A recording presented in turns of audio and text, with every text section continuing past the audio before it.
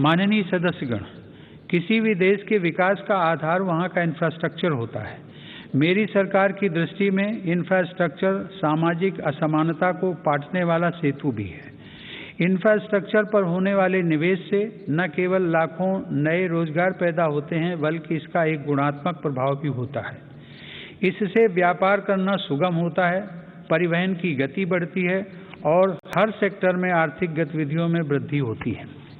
मेरी सरकार ने इंफ्रास्ट्रक्चर विकास के कार्यों को और अधिक गति प्रदान करने के लिए अलग अलग मंत्रालयों के कामकाज को प्रधानमंत्री गति शक्ति राष्ट्रीय मास्टर प्लान के रूप में एक साथ जोड़ा है।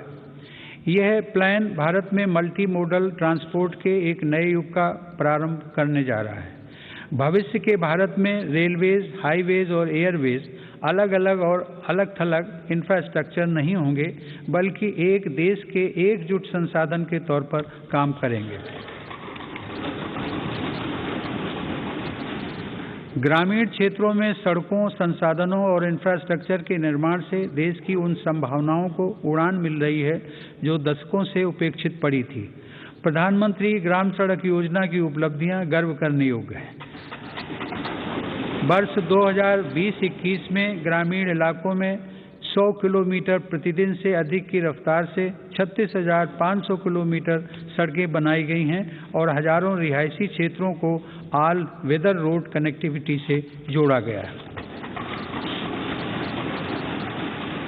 आज देश के नेशनल हाईवेज भी पूरब से पश्चिम और उत्तर से दक्षिण पूरे देश को एक साथ जोड़ रहे हैं। मार्च 2014 में हमारे देश में राष्ट्रीय राजमार्गों की कुल लंबाई 90,000 किलोमीटर थी, जबकि आज उनकी लंबाई बढ़कर 1,40,000 किलोमीटर से अधिक हो गई है।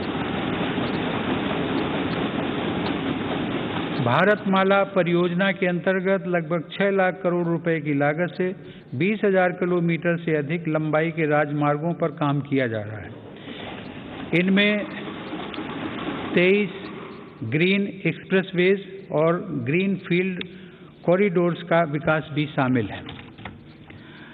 दिल्ली मुंबई एक्सप्रेस वे भी पूरा होने के करीब है, जो कि भारत का सबसे लंबा और सबसे तेज एक्सप्रेस वे होगा। मेरी सरकार को पंढरपुर तीर्थ को जोड़ने वाले संत ज्ञानेश्वर मार्ग और संत तुकाराम पालकी मार्ग के चौड़ीकरण का काम शुरू करने का सौभाग्य भी मिला है।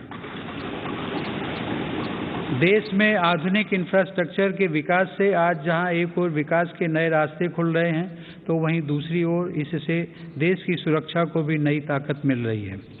बॉर्डर रोड्स ऑर्गेनाइजेशन BRO ने लद्दाख में उमलिंग ला दर्रा पर 19,000 फीट की ऊंचाई पर विश्व की सबसे ऊंची परिवहन योग्य सड़क का निर्माण किया है।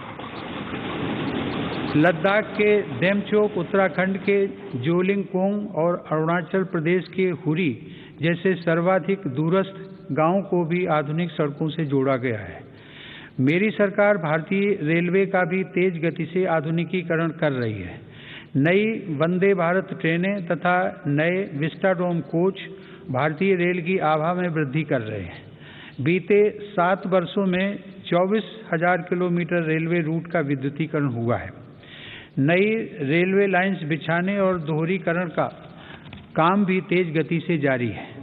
गुजरात में गांधीनगर रेलवे स्टेशन और मध्य प्रदेश में रानी कमलापति रेलवे स्टेशन आज आधुनिक भारत की नई तस्वीर के रूप में सामने आए हैं। कश्मीर में चिनाब नदी पर निर्मित हो रहा रेलवे आर्च ब्रिज आकर्षण का केंद्र बन रहा है। मेरी सरकार ने गरीब और मध्यम वर्ग का जीवन आसान बनाने के लिए पब्लिक ट्रांसपोर्ट की सुविधा बढ़ाने में भी असाधारण काम किया है। देश में 11 नई मेट्रो लाइंस पर सेवाएं शुरू की गई हैं, जिनका लाभ 8 राज्यों में लाखों लोगों को हर दिन मिल रहा है। भारत आज दुनिया के 4 सबसे बड़े ड्राइवरलेस ट्रेन नेटवर्क वाले देशों में भी शामिल हो गया है। हमने देश में इंडिजिनस ऑटोमेटिक ट्रेन सिस्टम भी विकसित किया है, जो कि मेक इन इंडिया की बढ़ती क्षमता का प्रतीक है। सरकार ने देश में 21 ग्रीन फील्ड एयरपोर्ट्स के निर्माण के लिए भी मंजूरी दी है। इनमें से देश का सबसे बड़ा एयरपोर्ट उत्तर प्रदेश के गौतम बुद्ध नगर जिले में बन रहा है। देश के महत्वपूर्ण कारोबारी क्षेत्रों को बंदरगाहों से जोड़ने के लिए सागरमाला कार्यक्रम के अंतर्गत 80 से अधिक कनेक्टिविटी परियोजनाओं पर भी काम हो रहा है। अब तक 24 राज्यों में 5 मौजूदा राष्ट्रीय जलमार्गों और 106 नए जलमार्गों सहित कुल 111 जलमार्गों को राष्ट्रीय जलमार्ग घोषित किया गया है। इनमें से 23 जलमार्गों के जरिए माल परिवहन भी हो सकेगा। आधुनिक इंफ्रास्ट्रक्चर की दिशा में सरकार द्वारा 27,000 सर्किट किलोमीटर से ज़्यादा ट्रांसमिशन लाइन्स भी बिछाई गई हैं। एबीपी माझा, उघडा डोळे बघा नीट।